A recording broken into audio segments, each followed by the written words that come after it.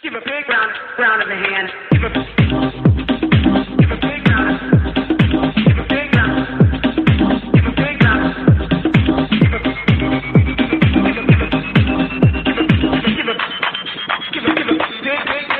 round of the hand. Give a big round. Give a big round. Big round. Give a big round. Give a big. We could have homes on separate coasts, go dive in Greece with squids.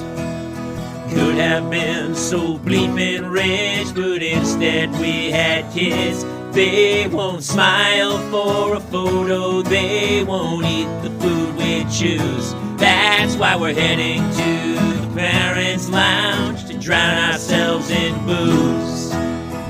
Every day we're more exhausted, we haven't slept in years.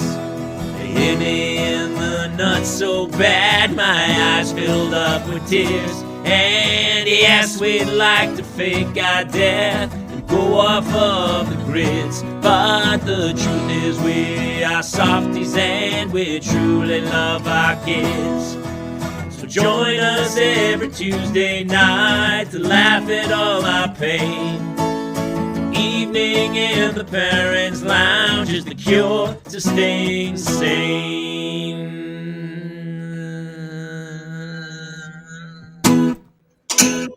Hey everybody, welcome to another edition of the Parents' Lounge. We have a fantastic hello. Jason Gowan, Jamie Kaler. We are joined tonight by our first guests. We have two wonderful guests tonight. One of my oldest friends. We played a ton of shows together. One of my favorite comics. He was the head monologue writer for Conan O'Brien for 18 years, and just worked on the last season of Ellen. One of our favorite comics on earth, and a wonderful dad. Mr. Brian Kiley is here tonight.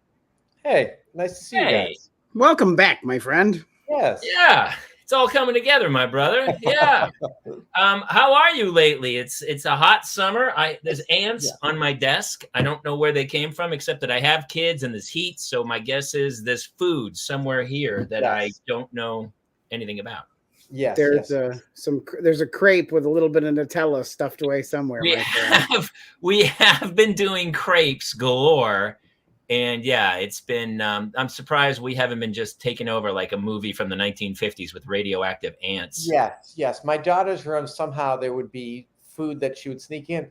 Did you also, I used to have this problem too, where you would find like a sippy cup underneath your car seat that had been there for like 3 weeks. You're like, what is that smell? And then you find this thing under there that you don't know how long it's been there. And it's got, milk that's now yogurt in there. That's it's always the greatest when that happens. Jason, you tell the story. That must happen to you all the time. It is a daily occurrence here where we play the game of What's That Smell? And we just try to search out what thing has been wedged in a horrible place that, and how old is it? We have had milk bottles that came back that you would have swore were some sort of cement inside. They had been there. It's crazy. Yeah. My kids have done that all the time, and it's been horrifying. And they've been driving me crazy they're like at 10 now. Like, Brian, what's the age where they finally start to this is crazy because you're going to say never, but pick up after themselves? Oh, I think it's the early 40s. And they, by the way, I think they're still living in your house at that point, aren't they? Yes, I think that's what I hear. So my kids haven't reached that age yet, but I'm looking forward to it. Yeah, exactly. Jason, what your kids are not taking care of your stuff at all, I don't think, are they? No, it's actually way easier for me if I just do everything myself, because otherwise I add, number one, an infinite amount of larger chance that I will be having a stroke from the stress of raising them. And it just takes forever, and they whine. The heat is also making them very whiny right now. Yes. Yeah, I mean, the heat is getting crazy. Nobody else has the ant. I'm like covered in ants. Have you guys? It's crazy. I mean, it's not a current problem, but I mean, it's early in the show. I get, have you, I'm not a, one time, this is crazy. This is a crazy story. I was at a play, some weird black box play in Hollywood, and I sit down and we're waiting for everybody, and we're waiting for the play to start, and there forever with somebody, and finally they go, all right, we're just about to start, and the lights just start to dim, and as the lights dim, I look down, and there is a whole line of ants coming up the chair, and they're already on my shirt, and there's a line of ants that's like right to here, and then it went dark, and the play started, and I was like, what? And so I was like the first 4 minutes of the play, and I was like the person next to me was like, I'm covered in fucking ants. There's ants all over me. This is insane. And then I had to, my friend was in the play, and later he was like, dude, you left in like 3 minutes in. And I go, I was covered in ants. And he was like, sure you were. There was a famous play in the 50s called Picnic. Yes. I wonder if that was like some of the special effects or something. That would have been really. I was watching Picnic or Oklahoma or I don't know, probably or, Sweeney Todd would have some. There'd be some maggots and ants. I would imagine. Barefoot in the Park. Oh, Barefoot in the Park. How to date ourselves quickly. That's true. Sorry. I did a reading the other day. This guy he had written something, and he said, "Hey, will you do a reading or something?" There was a reference in it to My Fair Lady. And that, y'all stick around after the reading. And then that was the first question. Somebody goes, I'm not sure, but is My Fair Lady a bit of a dated reference? And everyone's like, I guess it is. And it's kind of reached that point where you're like even like big famous things that I talk about, people go, that was 50 years ago. And you're like, oh, I guess that was. Yeah, I know you. 50 years ago. But some things are iconic, though, don't you think? Yes. I had a weird thing happen. I was in Houston doing a gig, so I had the Lyft driver give me a ride from the airport. He was from Morocco, and he was about 35. And I was like, "We're from Morocco." He was from Casablanca. Never heard of the movie. And I'm like, "You're from Casablanca?" Not. And then I had another Uber driver. He was from Oz. Not familiar with the movie. Crazy. Saw that one coming. I like that one. That's a good one. Okay, thank you. I was going to say I would talk to this guy in French Guiana, and he'd never heard of Papillon, but I went really obscure. I like that. Yeah, that's a good one. That's funny.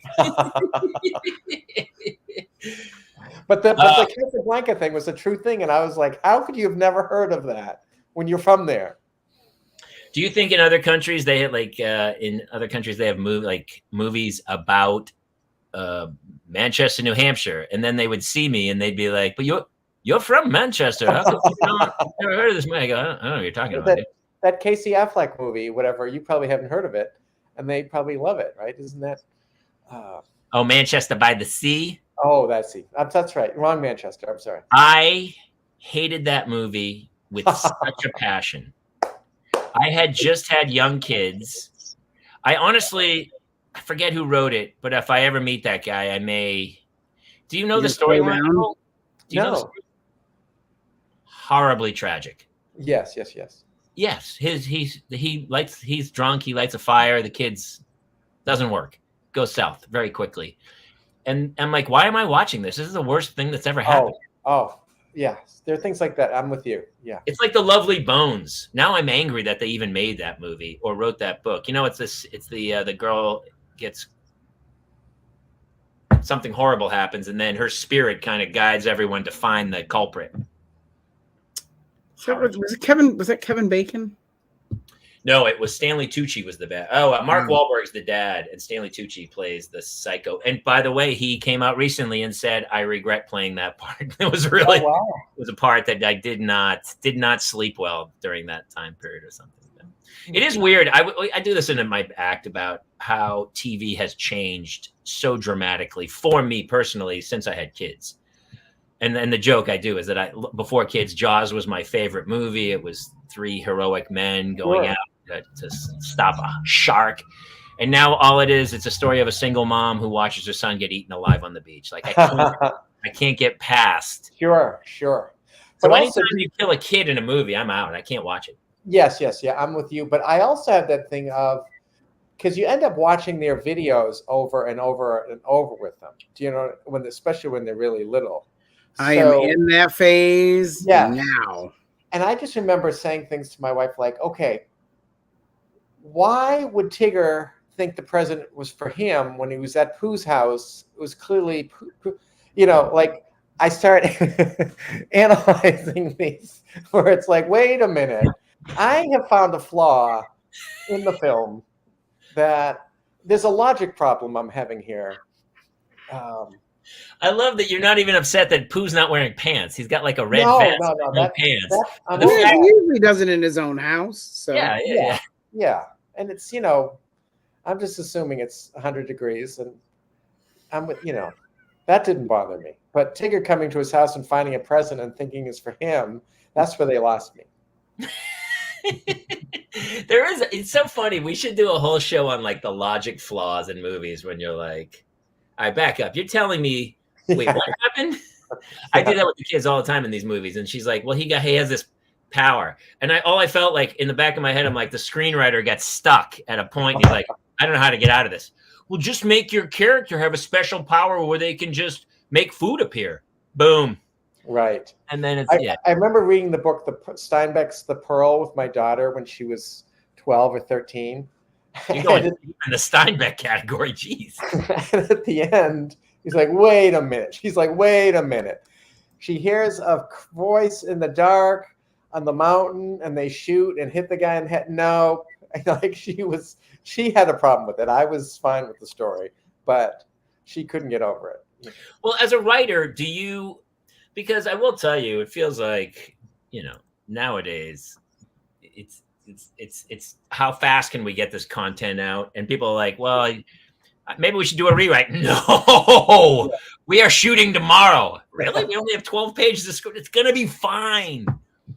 I feel like speed is of the essence now, more so than like a crafted. Yes. And that's not, no, the story has to work. I remember when my son was 5, we're reading Charlie and the Chocolate Factory. So spoiler alert, he gets the golden ticket. And my son goes, yes. And I wanted to go, look, he has to get the golden ticket because otherwise, what are we doing here? Do you know what I mean? Like, what, if he never gets the golden ticket, this is the worst book we've ever read. It's the worst book in the history of literature. He's got to get the thing. So I don't know how you didn't know. It says the title is Charlie and the Chocolate Factory. So how did you not see that coming? Well, it could arguably Charlie and his dream of never going to the chocolate factory. Yeah. It'd be funny if at the end he goes, I didn't get one. And they go, yeah, they're all taken. And they go back to bed with grandpa and grandma and the other 4 people and eat a bowl of gruel. And he's like, wow, that didn't go well. And then he goes and buys a gun. And then he just goes to the chocolate factory and takes it of his own accord. I feel like that's how the story would be written nowadays. We should write like a John Wick goes to the chocolate factory. Something like, Charlie would sue. It would be Charlie sues the chocolate factory. And then there would be something of how the golden tickets were given out. There was like, it wasn't just random. Right. It was like, it goes to quiz show mode where all of a sudden we go, the whole system's rigged. Yes. Charlie sues the chocolate factory and gets the whole thing. And maybe the dog eats one of the tickets and chokes and dies, and then that sets him off. Either way, he's going to end up owning the chocolate factory at the end, either version. So, do you feel like that's when I was a kid? For someone to go when somebody was getting sued, you'd be like, how does that even work? What's happening? Somebody went to court and filed papers to sue somebody, and now you talk to the gardener. And he's like, no, I'm suing like 12 people. Like everyone is in multiple lawsuits at any given moment. I've been in 3 new ones since the show started. I do know. I had to sue you though, Jason. You have it coming. I just filed papers against Jason, like literally during the show. Wouldn't that be so stressful though, having all these lawsuits and whatever? Yeah, I do feel like that's kind of what they're doing to Trump a little bit about like going, look, we don't know if any of this is ever going to pay off, but we're going to make you fly to New York and go to court occasionally. Well, if my kids sued to be emancipated, I would have just said, okay, you win. I wouldn't want that hassle of going to court, I'm thinking about having my kids emancipate themselves right before college. And that way they have zero income Yes. as they apply for financial aid. I know of kids who've done that. Well, or have like, I'll go to a homeless guy under a bridge and I go, "Can you adopt my kid?" And he's like, "What?" And I go, "Don't worry, she's 18. She's going to, well, you're not going to see her. You're never going to be in the same room with her, but you're going to be her father. And I'm going to need your tax statements, by the way." Well, my kids are still hoping to get the golden ticket. Oh, Kylie and the Chocolate Factory. Which, by the way, the Chocolate Factory has totally gone out of business. There's no way that Chocolate Factory is still There's going. no way it survived COVID. Well, the Right. other kids got hurt. Those kids' parents definitely sued. Well, the other thing is that there's no way that the Oompa Loompas got the vaccine. Do you know what I mean? I'm sure COVID probably ran through that factory and ravaged them. Don't you think? Killed them all. Yeah. They're And like they the were Hawaiians. an at-risk group to start with. Absolutely, they really were. They were the Hawaiians before Cook showed up, right? Isn't that what Cook was like? "Hey, I brought you treasures and diseases, my friend. I know you haven't touched another population since time began, but welcome to civilization and sleep tight." Yeah, that's so crazy, dude. Yeah, it's crazy, man. I was going to tell you about my kids today. Oh, so this is what happened. So here's what happened. So my daughter, as a man, do your kids ever wear glasses, Brian, when they were young? No, they didn't. No, they didn't until late teens, I'd say. Wow, well, it's still young. Still young. Yeah. But still at least adult enough to go like, "Look, you need to see. Put these on your Right. face." How did you know that they needed them? Did they say something, or were you like, "Why are you reading this poorly?" I don't think my daughter did until her 20s or so, but I think, when my son was playing baseball, I think he had trouble seeing like the catcher's signals or that kind of thing. Yeah. You know? That was famously documented with a couple of pros. They weren't hitting the strike zone, and then they went and got, "Oh, actually, wait, it's Major League, and it's Charlie Sheen." That's right. They put the goggles on him, and he starts pitching like a madman. So my daughter got glasses last year. She needed them. And what age? 4th grade. She Oh. got them in the summer before 4th grade, and so we bought her a bunch of different pairs. Wouldn't wear them. No, I'd rather be blind. Like literally said, "I'd rather be blind. I'm not wearing these things and stuff." And so we got contacts, but we weren't putting them in. My wife wouldn't put them in. She was like, "She's not ready." I go, "She's ready. Put them in. Put them in." It was like a year of fighting, and she wouldn't wear the glasses, and the teacher kept making her try to put them on, and so she had good grades, but her reading test score, they do the STAR testing, wasn't that high. And I talked to her after, and she goes, "Oh yeah, I didn't wear my glasses that day." I go, "You might want to pop those on for a STAR test." I don't know how. I don't know where your brain's at, but so this summer was the summer of contacts. I said, "We're doing contacts," and so I've made a concerted effort. And all of a sudden, here's what happened. She's like fighting, kicking, screaming, wouldn't open her eyes, like crying. You couldn't get them in. It was nuts. And so we had to bribe her to get her a present. We said, "We'll get you presents." It was like an M&M when they went potty. And so that was the only thing that got her to put them in. And of course, within 2 weeks, she's like, "Oh my God, that's what the world looks like. It's so clear. I can't believe it. Why wasn't I doing this at forever?" And I go, "I know, right? I begged you. I told you it's going to be amazing." And then she was like, "So what am I getting for the present?" And so not only did we buy 6 different pairs of glasses, dealt with a migraine headache of a year of trying to get her to wear the glasses, but when we finally get contacts on her, then she actually demands the present, where I was like, "Wow. Yeah. So we're giving you a present to help you be able to see." Is that just so we're clear? So we can help you get through life. Now we have to give you a present to guide you through that. Wait till Now, she is gets this the first LASIK time you've surgery. been in that place where you had to give a present to help the child? No, it's everything. Where did the precedent start? How did that start for you? It starts with potty. It starts with a treat for potty. Yes, we're there now. I mean, it starts earlier than that. I think you give a Cheerio when they, I don't know, do something or other. But let's welcome our final guest for this evening and one of our other favorite comics. And we've done so many shows together that I can't wait to just sit back and let you guys tear it up. We love her. She's one of our favorite comics. Kira Soltanovich is here. Hi, buddy. Kira. Hey, kiddo. Sorry I'm Hey. late, but I figure it's like Mr. Rogers' neighborhood, right? Like, who's gonna swing by? Ding dong, it's the mailman. It's kind of like Sorry, it's I'm got a late. little. Speaking of Paul Rubens, a little Pee Wee's Playhouse. It was a fond farewell to him yesterday, the day before. Yesterday, yeah. I was a huge Pee Wee fan, and I always love that premise of a show where people just kind of go, "Hey, look who's here!" I love that. Who stopped by? Why, it's Brian Kiley, writer, the Ellen DeGeneres Show. I didn't know we were doing credits, Brian. That's my version. I didn't know that's what we were doing. Those are my pronouns. Kira's- Oh,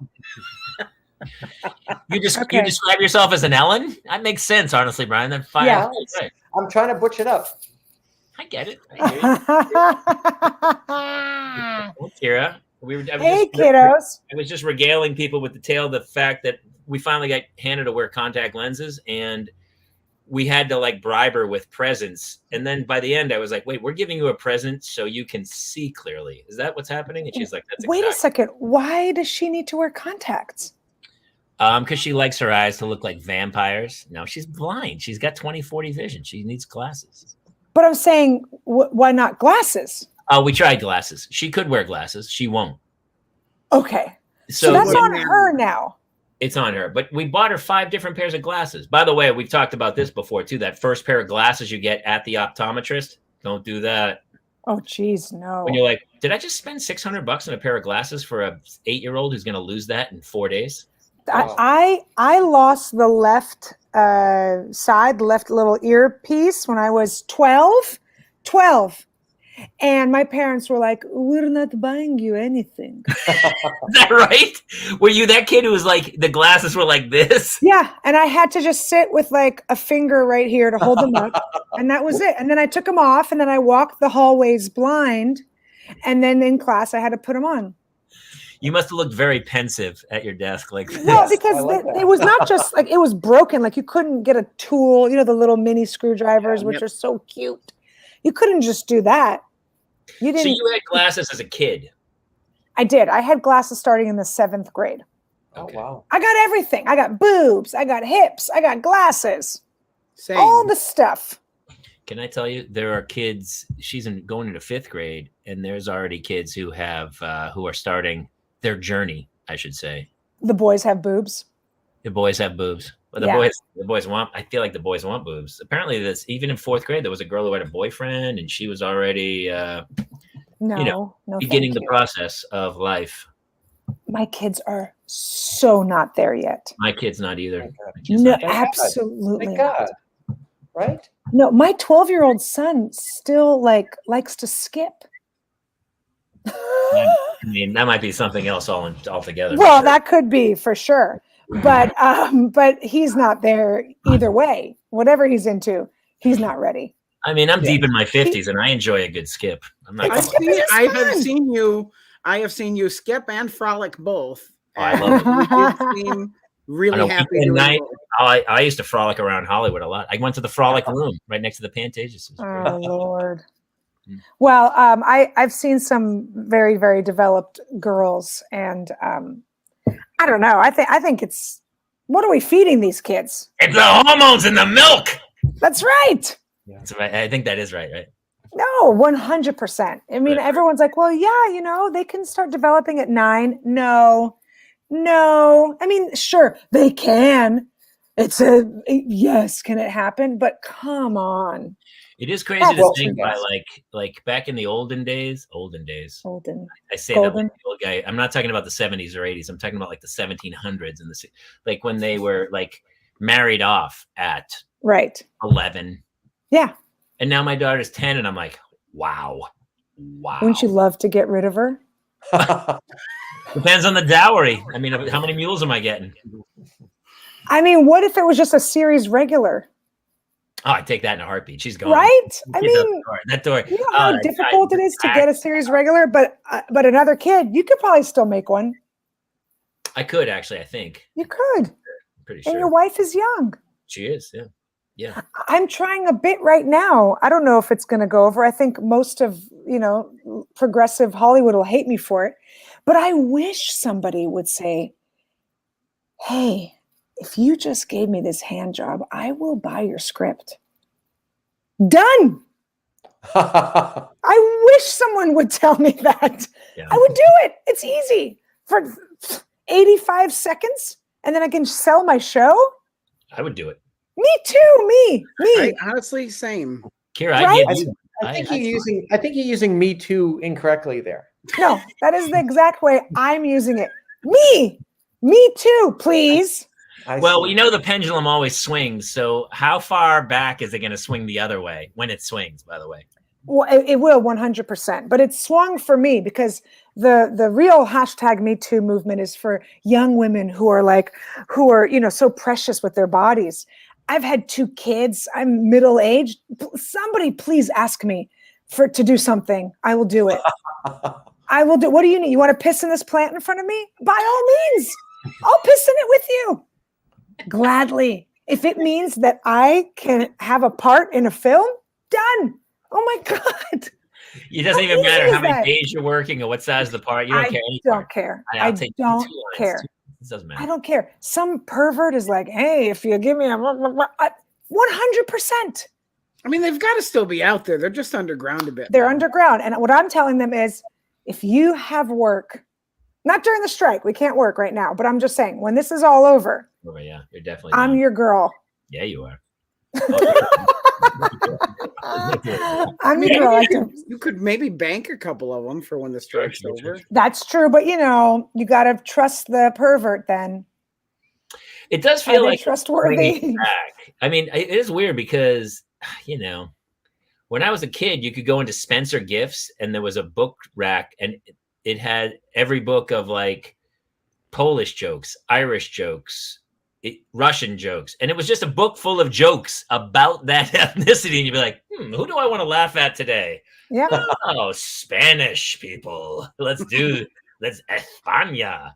And now if you even like, we were just talking before you came on about how litigious our society is. I mean, if you even said something about like, oh my God, should she be wearing that? I can't believe you body shamed me. It's like, dude, nobody can laugh at themselves. I think that's what's really the worst thing that's happened is nobody has any like, yeah, man, I'm an idiot. I've done stupid. Like nobody can laugh at themselves anymore. Everything's so like, you're hurting my feelings and my body image.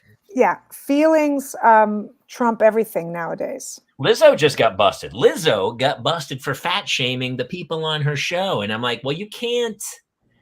If wait a second. Calling the kettle, literally, the pot and the kettle are calling each other fat, aren't they? But I can do a good Jew joke. Do you see what I'm saying? So can she do it because she's in the community? So I would have given her a pass from at least my end. The people on her show said, and by the way, I love Lizzo. She seems cool as blank, but she apparently the people on her, I love it. You sign up to be a guest on like a person on a reality show, like a Survivor type of I'm a fat dancer show. And then you're like, hey, man, why are you making me feel bad? You're like, dude, you signed up for a reality show. You're supposed to feel horrible about yourself. That's why. I want to see this on like the Comedy Central roasts where they start it and then they have to stop and go, hey, you hurt my feelings with that insult that you did. When Jeff Ross says, I wouldn't blank that woman with B. Arthur's dick. You're like, hey, man. Hey, really not cool. You can't body shame B. Arthur for having a small dick. She might have. We don't know. She might, but she didn't have hormones in the food like we do now. Yes. Come on. It's just no. I don't know. It's yeah. We talk about it. It's like it's so crazy, and especially raising like my kids. The other day my daughter was she was losing her mind. I farted in the car. I'm not gonna lie to you. I ripped one in the car, and my daughter Hannah goes. Your bits on the show. My daughter Hannah goes, Daddy, I can't believe that. And I go, oh, no, it wasn't me. That was Claire. I go, Claire ripped it in the back seat. And Claire didn't go along with the joke whatsoever. Claire was so destroyed by this. She was like, I did not. And she starts like sobbing.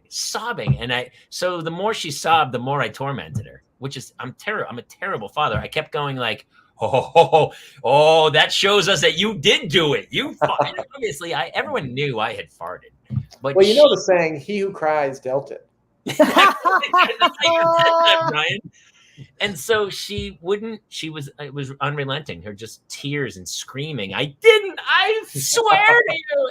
And finally, I'm like, Claire, we all know you didn't fart. We all know it. We all know Daddy farted.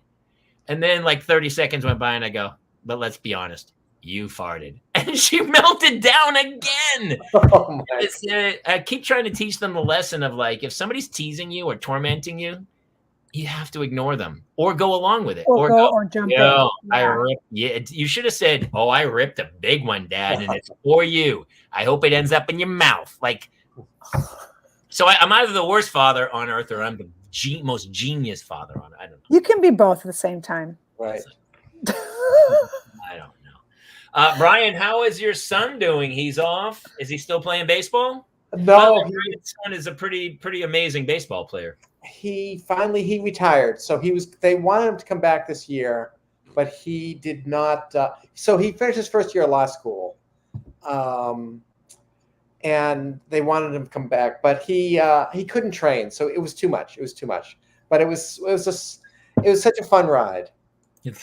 He says the Kaler car roast, and then Trevor Patton says, "Hope you tasted it." Oh my God! And we have a new viewer, Sandra Walker Kincaid, is here. Welcome to the show. Sandra, welcome. I hope you're getting I have a question for Kiley. Yes. Can you sit further from your camera? Here's the thing. It's called the aging process. I like to be as far as possible. You're outside. Yeah, see, look, good. Kaler gets nice and cozy. There you go. My wife saw a post I put up the other day, Brian, and it literally is up for maybe 4 seconds, and some ridiculous monologue of me saying garbage about my children. And she goes, I got a text that says, "I have notes." And I thought she was going to say, "Hey, you can't say that about the kids, or you can't do this." And then when I talked to her, she goes, "You're too close to camera. They can see your face." And she goes, "You need to back up a little bit." And I go, what?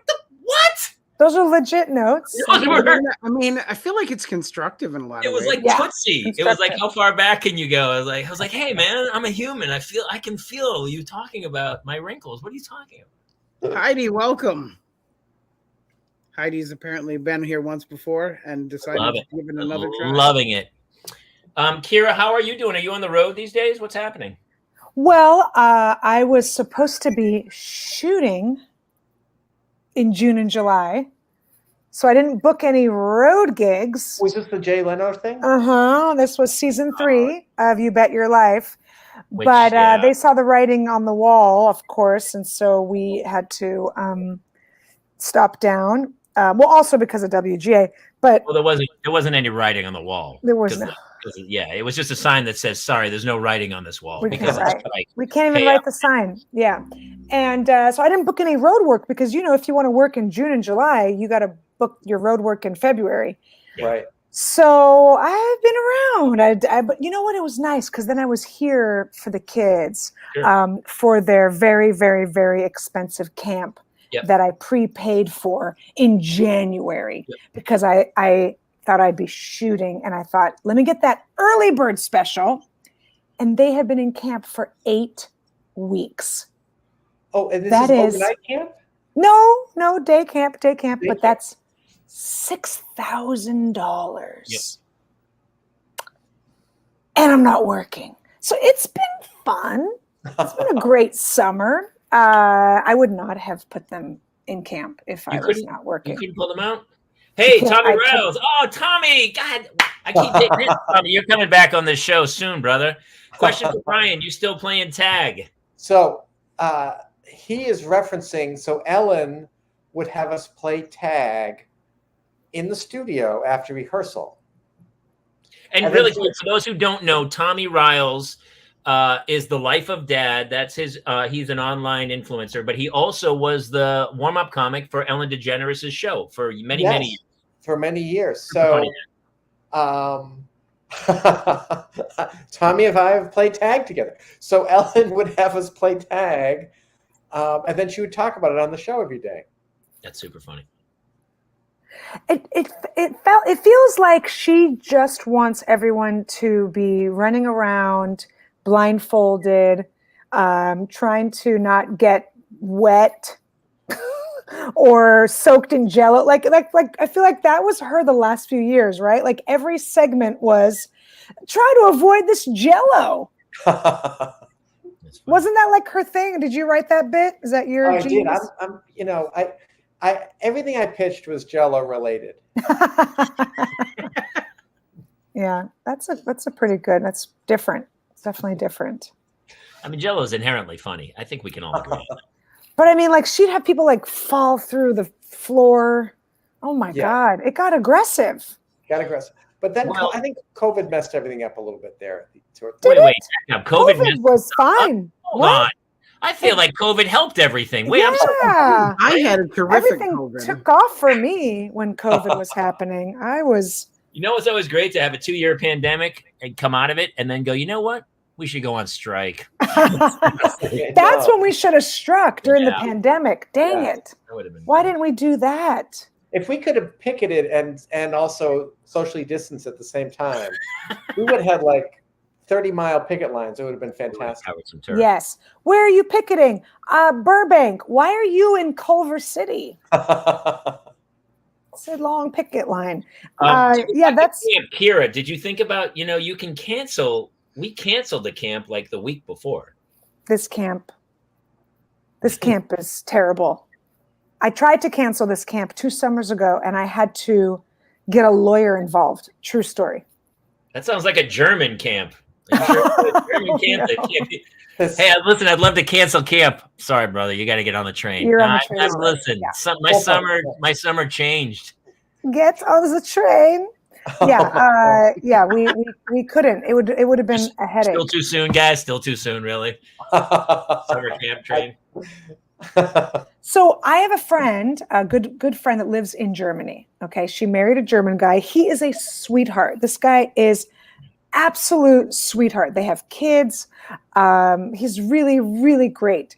But for some reason, every time they come out and come to the States to visit, I say something inadvertently, and I don't know how. Subconsciously, I must have this reason where I just have to get it. I don't know what it is, but my friend was asking about my mom, and we started talking about my mom's history and how my mom is a Holocaust survivor. But what am I going to not say the truth? Right, I mean, right. She is, but I'm watching this very sweet man. Like he just starts slumping over more and more, like in his chair next to me. I mean, it's not his fault, but how awful. Yes. Even though he wasn't born yet. Just and every single time I somehow bring up World War II or Jews or I got to just stop talking. Kira. Yes. One of my favorite stories. Sandra Walker talks about Girl Scout camp, which my daughter, she wants to go so badly to. It's an overnight camp as well, and it is a lot cheaper. Let me ask you this about camp. We sent my kids to as we play with the signals. We sent my kids to camps all summer, and it got to the point where my kids would come home and they were like rating the camps. Yeah. Like I go, how's camp? This one's really kind of mediocre. I was like, wow, how bougie. What a bougie. Mine too. Hey, Succession kids. Really? You're in camp. And they were just like, go run. Just go play. Just go run. This one was kind of boring. We did like a ping pong tournament. Then we played kickball. And I was like, dude, spoiled. Spoiled. It's pretty bad. Yeah. Wait, Brian, what were you going to try to say? But you're so far from your camera, and we didn't know you were talking. You are far away, Brian. I think you need to lean in a little bit. Is that you, Jamie? Yeah. No, I was more going off the German thing than the camp thing, but I can roll with it, whatever you want. No, tell me what the German thing was. I want to hear from you. My dad was in World War II. My dad was in the Battle of the Bulge and so on. And then towards the end of his life, this neighbor moves in who's like a 40-year-old guy from Germany. And he says to my dad, have you ever been to Europe? And my dad said, uh-huh. And he said, "Have you been to Germany?" And my dad said, "Yep." And he said, "Where did you go in Germany?" And he said, "Well, we got as far as the Elbe River." Oh my God. That was it. Oh my God. Did the guy figure it out? He did, and there were no more questions. How was the weather? It was cold. It was very cold. Yeah, very cold. Cold in the forest. How were the accommodations? Trench was not great. My father fought in World War II. Well, barely. Like, he got injured in World War II, but he rolled a Jeep in Hawaii. That's absolutely true. He rolled a Oh my Jeep and blew God. his shoulder out in Hawaii drunk, I think. And years later, they'd be like, you know, your dad got injured in World War II. And finally it came out, he had rolled a Jeep drunk. But he, for my whole life, our last name's Kaler. And all he would say is, we're Irish. We're straight Irish, pure Irish, pure Irish, pure Irish. And it wasn't until I got older and somebody reached out and were like, hey, where in Germany you're from? I go, I'm not German. What are you talking about? And this dude was like, well, your last name's Kaler. And I said, yeah, I'm Irish. And he goes, well, Kaler it's from Kohler. It was the coal man in Germany. And yes, of course, my brother took our history back to the 1600s. It's insane what he did. He has them getting on the river, the Elbe River, going up, leaving Germany to get to like Nova Scotia and stuff. But my father never once said we were German because he fought in World War II, and he was like, Right. he goes, we are not German. You couldn't be German. Then. You like Germans got. Yeah, they were. Oh my God. Here's a little trivia for you. French toast used to be German toast. Shut up. Come on.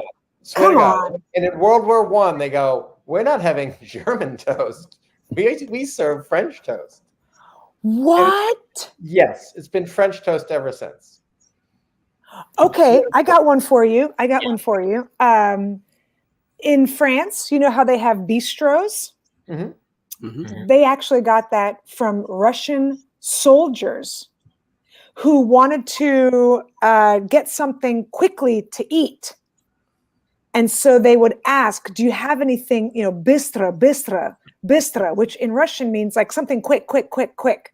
And so they would set up these little quick cafes for Russian soldiers, or for any soldiers really, so that they could feed you quickly. So they called it bistro, and that's how they sold their German toast in the bistros.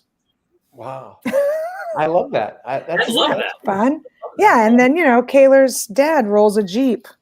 So on brand. So on brand. It's so on brand. You look like a party, like the 80s. The 80s guy at the party that wants to steal the girl, and that was your dad. Like, that's you guys. That's your whole family. It just falls into place. The whole thing's magic. I'm trying to figure out my lighting. Sorry, guys. No, your lighting's awesome. Actually, it's kind of good. And by the way, that picture in our opening banner, oh my gosh, right? I mean, what picture? We all agree. Look at Kira in this. Oh, hello. Leather jacket, not as hot as Kiley holding that sexy look at him. Microphone. That's such a 1980s Boston comic photo. It's such a Boston comic photo. That photo doesn't even look familiar to me, so I don't even know where that came from. Is that a collar on your shirt? It's AI. That was an AI. Or do you photo. Just pay quarterly The AI taxes? does all the work for me now, so I don't even. They just pick the pictures for me. We typed AI, Brian Kiley telling an off-color joke in Boston. That's all.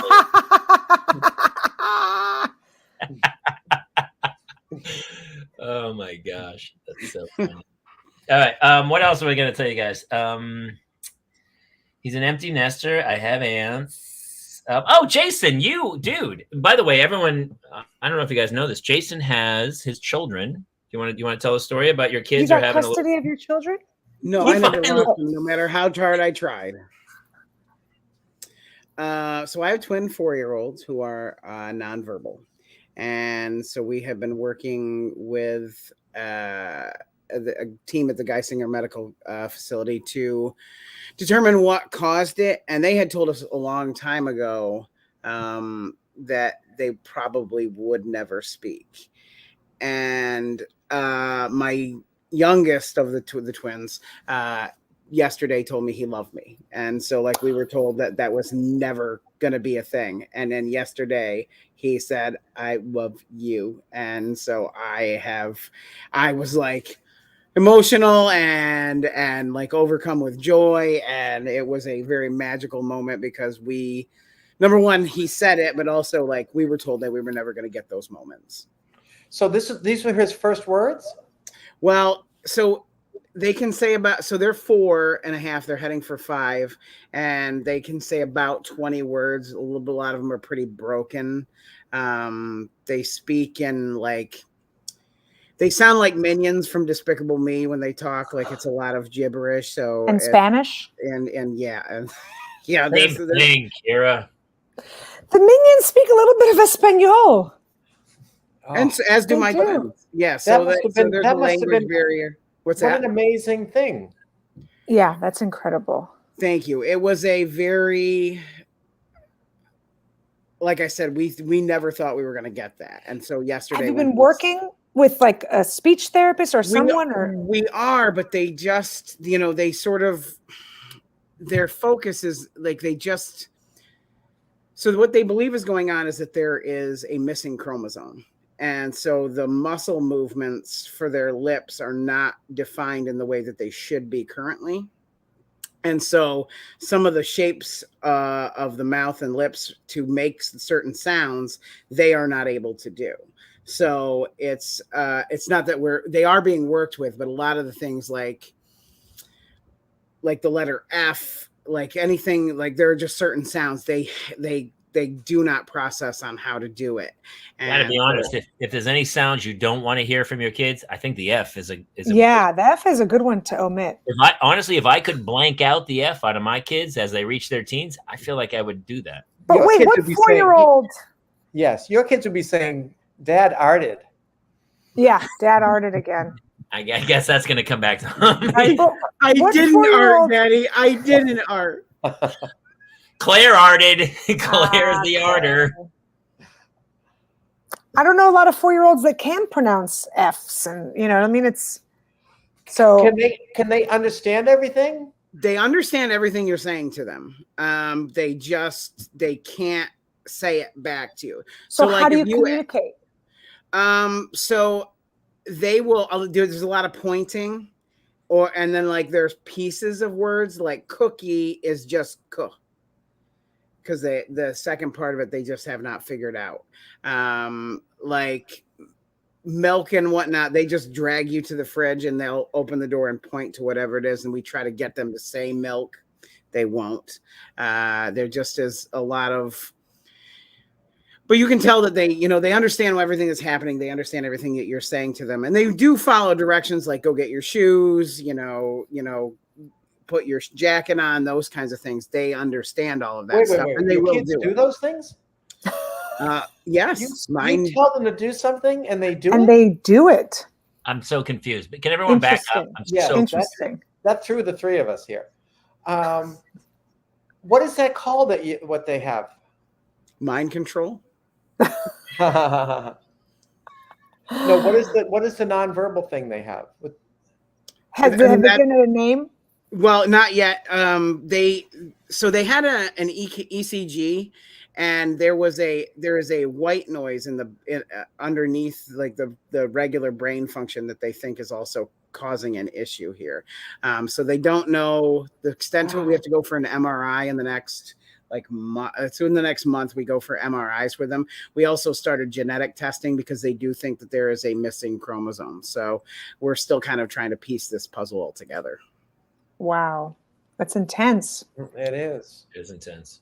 It's a roller coaster ride for sure. And like we get little wins like we did yesterday. And then there are yesterday days must when have been great.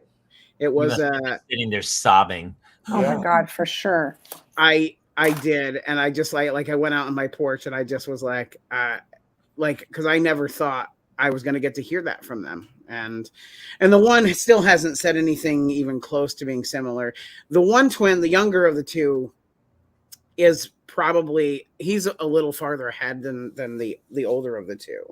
And he is, but they're sweet kids from time to time. but they just. Or Jason, is it just that the other one does not love you? Oh my God. Actually, Brian, you too much. You are the worst. Oh no, my he's. I mean, God. there's. Listen, I mean, go there's back to the always options. You don't have to go with Guys. one answer. There's always different ways to interpret things. This is too heavy. Let's get back to the Germans in World War II. Yeah. Funny Right. stuff. I'll tell you this. This is a crazy story. So my daughter, I picked. They're at a little day camp today. It only goes till noon, and so we're after camp. I pick her up, and she goes. One of her best friends is there. She goes, "Can Charlie come home? Can Charlie come home with us, please? Can Charlie come home? Please, can Charlie come home? Can Charlie come home?" I go, "Yeah, Charlie can come home. Charlie comes home." So I talk to their parents, and I go, Charlie's going to come home for a couple hours. And they go, yeah, it's fine, whatever. Bring Charlie home in the car. They go, "Can we go out? Can we go to McDonald's, please? Please, can we go to McDonald's?" Maybe like 100 times. I go, "Fine, yes, I'll take you to McDonald's." By the way, McDonald's is a train wreck because I go in, there's nobody working there. There's a kiosk. I don't know about you guys. I want to talk to a human. I don't want to bag my own groceries, man. I don't want to self-checkout a whole fucking carriage. I don't want to do so. I'm already the kiosk messes up my orders. I think the kiosk had a problem with me. I don't know what the kiosk is problem. Did you sue the kiosk? I'm suing them as we speak. Yeah. Definitely suing McDonald's and everybody. So I bring Charlie home after. I go out of my way, like really, like I have other stuff I'm supposed to do, and I go whatever. And so when I get home, it's a train wreck. So my youngest daughter and my oldest daughter are fighting over attention of the friend. They're like, you know how when you like three's not a magical number. Three's the worst. Yep. Three's the worst. It's the worst age, and it's the worst number. It does not work. Yes. To be inclusive of others, and so. Her friend, who's really a sweet little girl, is trying to be inclusive of the younger one, saying, "Hey, why don't we play with Claire?" And my older daughter, Hannah, is like, "No, Claire cannot be part of this." And it gets really ugly, like it's a horrible, like embarrassing fight of like, "Wow, what are you doing?" Horrible fight. And so she gets punished. She gets sent to a room. I have to bring her friend home, embarrassingly, to her house and go like, it just was a nightmare. And then Hannah wrote 3 apology letters on index cards to who were the apologies to? One's to the friend. Okay, dear Charlie. One's to her sister, dear Claire. Aww. That's the one I want to read. And then one's to dear dad and mom. Oh wow. Oh my gosh. He turns 10 this week. Yeah. And so and each one is, I mean, it's just, I am so sorry for the way I treated you just because I did not want to play with Claire. I regret not playing with you, and hopefully you can forgive me and that we can see each other soon. Oh my gosh. Dear Claire, I'm so sorry for not playing with Charlie because of you. It is so much better when we all play together. Charlie deserves you as a friend more than me. Oh my God. I love you, and hopefully you can forgive me. Wow. And then the last one, dear dad and mom, I am really regretting my actions. You guys have done everything for me, and this was how I respond to you. I am so sorry. I am hoping you could forgive me. I'm crying. I am impressed. Did she chat GPT these apology letters? They are really well written. I hope she runs for Congress or something. She should go into politics. I mean, you're going to save those, right? I save all of my kids' apology letters. I have a giant box. I have a huge box. If my kids ever apologize, I'm going to save their letter. You have good kids. We've talked about it. I've complained about my kids to Kiley, and I'm like, you can relate, right? And he goes, I think one time my kid took an extra ice cube from the Brian's ice kids tray. you know, Brian, I He can't has like such good kids. But are his kids that good, or does he just keep his cards close to the vest? Well, Brian's half a robot. So when I'm at work, I don't know what's happening at home, and I don't want to know. So, and you stay at work 22 hours a day is what you're telling us. I do. When I come home from my kids, the house is quiet. I get home, it's around 11. I've done a Jason Love gig and Jason Love. By the way, I have 2 of them coming up. I love Jason Love. Oh, it's the irony that his name is Love. That's what's so great. Listen, man, take them or leave them. They're great gigs. I love them. I know. I'm with you. We've done them all together. No, we have. I'm seriously looking for an apology letter right now. I know I have some on this dirty desk. Right. Have your kids never done anything where you're like, wow, I'm so shocked They didn't say they were sleeping at a friend's and go stay at a guy's. Yeah, that's what I'm saying. They come home drunk one night. They certainly did things. One time I go to pick up my daughter at her friend's house. It's like 10:30, and she's like 15 or something. And like 20 kids come out of the house. And then she comes out and gets in the car. And I go, how was the party? Oh, it wasn't a party. I go, Allie, I just saw 20 kids. It was just a kickback. I'm like, what is a kickback? What is it's like you just have a few people and you kick back. It's like, well, there are small parties and there are big parties, but isn't that like, was I supposed to say, how was the kickback? Like, what? No, my kids would fake being sick. One of them would fake being sick and come home from school, and the other one would get wind of it. And the next day, the other one would fake being sick. And they were both out of school like 15 days. One day, we're in our little town. We see this middle-aged woman. She's like, hi, Sean. Hi, Allie. I'm like, who's that? And they're like, that's the school nurse. I'm like, of course you're on a first-name basis.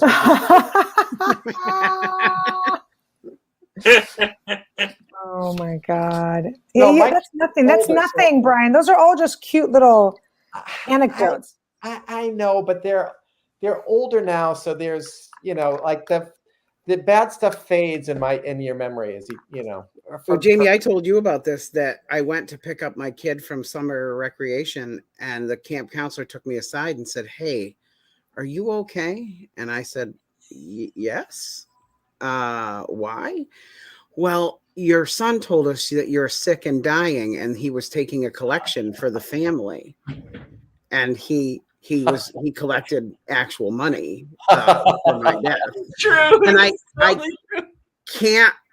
think my wife and he have an insurance policy that's about to go into effect for me. Something's up, because my wife didn't seem tell the whole surprised. story, dude. Tell what he did, and he took money from other people saying, yes, he did. He took money. He got $5, which I felt was low because of my contributions here to this community. But wow. Oh my God. What did he say when you said, hey, did you tell everyone I was dying? oh, he lawyered me and he said, we're all dying, Dad. Oh my God. I mean, where's the He's lie? not wrong, and I can't Yes. argue with it. So we had to turn it into a lesson about taking advantage of people rather than, because his reasoning was pretty sound.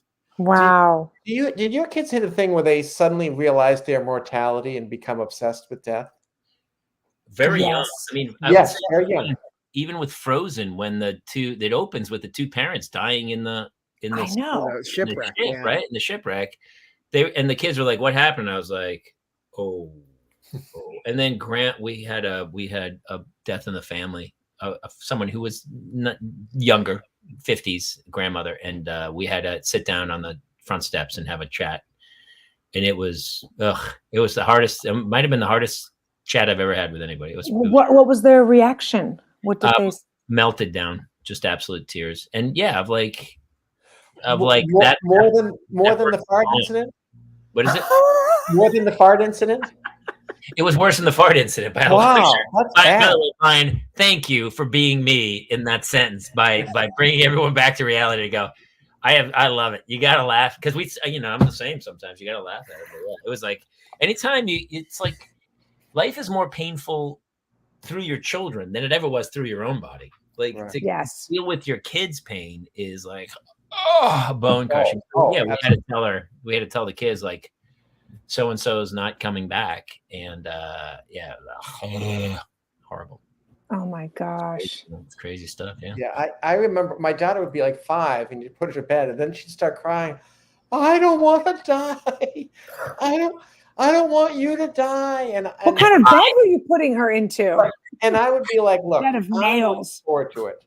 Let's get this You're shit looking over. forward to it? Which turns out not to be the right thing to say. So No. Trust me, that nap's gonna feel really good. Don't worry about it. But yes, she was obsessed as a 5-year-old. I was like, okay. Well, It's weird thing. last year when my daughter turned 7, she just turned 8 a couple days ago. Also Claire.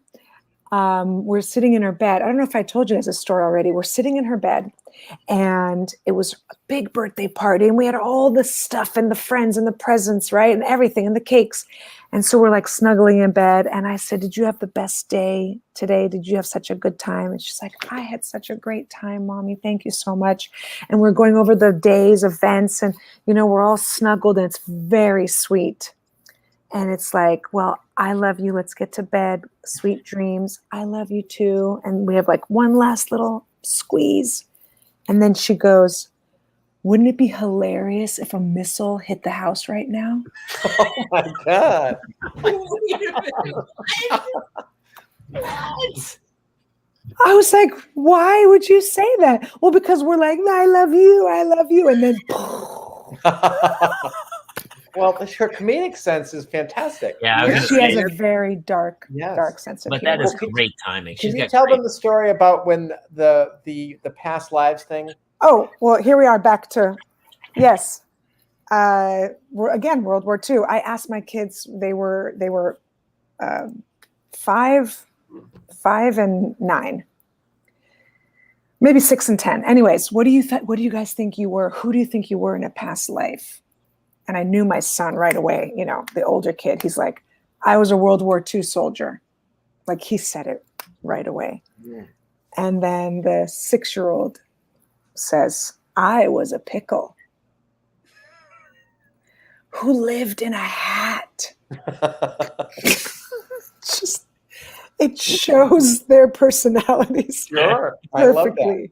Like, Yeah. he's like, World War II soldier. And she's like, I'm a pickle. Ta-da! Like, she's Awesome. just, That's so funny. I mean, as far as Okay. pickle housing go, hat's not bad. a hat is Yeah. not bad. Can I just show you when I go on the road for, 2-3 nights, whatever. I try not to go too long on the road. But not this summer. Not till the Not fall. this summer. Okay, wait. How can I show it? This is a comeback folder Mhm. to Mom. So when I return from the road, she has these folders for me to remind me of her family. Let's see what's in the comeback folder. Like, Yeah, I'm so I excited. am curious. welcome back home. Okay. So she put in a strip of pictures and she goes, this is me, you, and Braden. So it's like, I've been gone for 3 days, but she's like, let me remind you of your family. Right. So You that's probably us. forgot their names. Are Yeah. you getting amnesia on these Tasty trips? photos, family photos. And then she goes, flip, flap. Oh, that's amazing. And then love Claire. Can you see it? Sorry, there it Yes. goes. Love Claire. To Mom, love Claire. And then what else is in the comeback folder? I think just stamps. Good job. Good work. Good job. Good work. Narcolepsy says pickle genealogy. Is that in there? It used to pronounce Teichel, which was German for coal. Coal. It's a coal man. Yeah, so this is from, I don't know, this is just insanity. Mommy and Claire book. She reminds me of our relationship. Oh, sorry guys, you can't see it. Mommy and Claire yeah. book. So Yeah. she'll like remind me of our relationship. Like, we're, I'm your daughter. It's almost like this passive aggressive, like, oh, hey, you went on a nice little trip? Well, let me remind you your responsibilities at home. I came out of your body, just so you remember. It's very sweet. Anyways, I won't bore you with the rest. No, Not I at love all. that. No, there's a lot of nudity. There's a lot of nudity in here. Well, then we Oh my definitely God. want to see it. right. It's the stuff like that makes me laugh so hard. It's like, to me, that's the great. That's the Yeah. greatest stuff. Like my No, I kids, love I really pick meticulously, and I go, no, I'm saving this. I'm saving this. Oh no, save them all. Oh, I yeah. can't save them all. I can't. You can't. Come save them. on, you can do it. I got a big, huge bin. Big I one right just here. I Throw it in the bin. Jamie with artwork it almost goes to like an art critic level with them, and he does critique the performance on all of it. Absolutely. Because listen, you're not going to do 3 squiggles and go, how is this? It's shit. What you've made is shit. But let me ask you, did you put the effort in? And they go, Oh no, I my didn't really God. put the effort in. Well, that's why it's shit. If you put effort in, you would have done, I always tell them, I say, listen, you're a good artist, but you got to put the work in. Dude, that's hardcore. I mean, there's a lesson in there somewhere. Listen, Kira, I'm a douchebag lesson. Kira, if I'm a Broadway show, I've got like one song left. People are starting to like think about where they park their car. Like the show's almost over. I don't have time for BS with these maniacs. Jamie's got notes. My wife's got notes, and we're all standing too close to the camera. That's Except for Brian, who is just Brian. Actually, she just texted me. She's like, Brian, I love Brian's performance tonight. He's really funny. I'm the only one that listens to her notes. Brian is the equivalent of 3 squiggles on a piece of paper. Let's just be honest. Yeah. When my kids were 5, they would make fun of my artwork. Like I'd try to draw along with them, and they'd be like, "Look at this asshole." That's even funnier. You're like, Dad, come on, you're better than this. You're better. Do better. I wasn't though. So I will do that with sports, because sports, you either made the basket or made the goal or did the shot. You know what I mean? You can't be like, "Oh my God, amazing," right? You can say, "Hey, good effort." But if my son lost, they were in the championships for basketball. That's great. You got to the championships, and then they lost. And I go, "What's that?" He's a loser. I said, and they did lose. They lost. I go, "But do you think the other team was great?" He goes, "Yeah, they were really good." I go, "Yeah. So you're going to lose to a really good team. Did you bring it like they did?" You know what I mean? Like, that's just, you can't, like, an artwork, you're like, "Oh, pretty. Is it a tree? A tree. It's you, Mommy. Oh, okay." But like scores, points, you know what I mean? Like there's no sugarcoating it. I appreciate the end result, but I'm the opposite with sports. With sports, I'm always like, "Hey, did you do your best?" That's all you can do. Yes. But with art, here's what I do. I go, "Did you put in the effort?" Because sometimes they'll draw a picture, the composition's off. There's giant white. There's the top half of the piece of paper there's nothing there. There's no composition. There's no structure. I can't have it. Him art shaming her. I know. I art shame that. No, but listen, if you draw something in 30 seconds, I go, well, I guess, I don't know. Sometimes they would come to me like looking for approval, and I'd be like, you can do better. You can do better. Maybe that white space is the infinite void she feels inside from this. If it works, sometimes the white space works. Didn't work for me. I'm going to tell you, as I was watching it, didn't work. Didn't work for me. I'm like that with their joke construction. Like if I'm not buying the premise, I'm just not on board.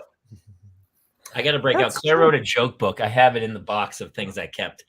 I'll have to break out Claire. Claire, God, it must have been 2 years ago. She wrote a joke book, and she wrote jokes like I'll bring it next show. Okay. And the jokes are like so like. Wait, what? Anything I can use? Because I'm writing a new hour. I'm already, trust me, it's opening 5 of my next hour. I'm already locked. Oh man, I could really use some new. I know a writer. His name's Brian Kiley. He's out of work. He's totally down to write some. I've read his stuff. All right, listen. We have kept you guys way long. I honestly love having. We've done so many shows together. Kira, I would say, what are you up to this summer? But I think you're home watching children. Well, summer's over. My kids go back to school in a week. We're a couple weeks away. Yeah, a week for my older one. Yeah, terrible. It's awful. They get gypped out of summer. I mean, but we get like an extra week of Christmas. When it's gypped out of 8 weeks of camp. They had 8 weeks of camp. But we had 3 months of summer when I was a kid. Yeah. Yeah, and we had nothing to do. We sat in our backyard, and my mother locked the door and wouldn't let me in the house. Typical Germans. Well, das National, ich bin alles Grünen für Jamie. And then I was like, Mom, what? And she's like, But Mom, we're Irish. Why are you? What's with the German accent? Why are you making that French toast? No, but I just, it's fast. It's fast. It's a fast summer. Yeah. But I'm going back. I'm on the road. I'll be in Alameda second weekend of August, whatever that is. 11th, 12th. Please go check out Kira Sultanovich. Check out her handles on Instagram and your other followings and such. And definitely go see Live. And please, you guys are doing shows without me, and I don't think it's cool, man. I thought we were a team, and I thought some stuff was going on, but then it all fell apart. You're busy podcasting. Yeah, I'm really busy on Tuesday nights. It's very, very busy. Brian, what are you up to these days? And you're out picketing and I'm picketing. I picketed today. I am at the Improv on August 30th with Wendy Liebman, so that should be fun. oh, she's Fun. great. If you don't know Wendy Liebman, she's such a great comedian. Oh my gosh, she's so fantastic. That'd be a great show.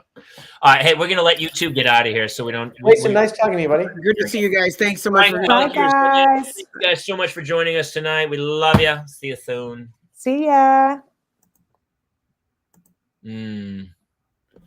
Wow. God, they make me laugh so hard. I don't know about you, but my parental mental health is way. I was having a horrible day. I told Yes, you. Earlier. I talked to you. You were in fact having a horrible Not just day. the kids, but with the parents' lounge, we're starting to really kind of get some traction and Well, it's growing a little faster than we were kind of prepared for. So yeah, so we have some social media. Actually, the social media people from Tacoma FD, which is on Thursday nights on True TV, my favorite show with the Broken Lizard guys, Kevin Heffernan and Steve Lemmy, Gabe Hogan, Marcus Henderson, and Hassie Hasserson. It's an awesome show. Anyway, thank you guys so much for tuning in tonight. We had a bunch of new people. Heidi, oh my gosh, Becky's here writing it's so much fun. Narcolepsy, you crushed it tonight. yeah, Joey Steeler, Sandra Walker Brandon. Kincaid, welcome to the show. Who else? Brandon saw Teenage Mutant Ninja Turtles today, and he recommended it highly. So good. honestly, I saw the trailer the other day. It looks fantastic. Brent Toki was here. Joey Steelers, loved you. Ben Duff, he's our third wheel. Yeah. Ben Duff's our new third wheel, and we love him. So thanks for popping in to everybody tonight. Listen, we really appreciate it, and the numbers are showing it. So do us a favor, share this, subscribe if you're on YouTube, follow us on Facebook. The show, we have some crazy guests coming. Yes, we do. Next Next Thursday night, everyone live right here.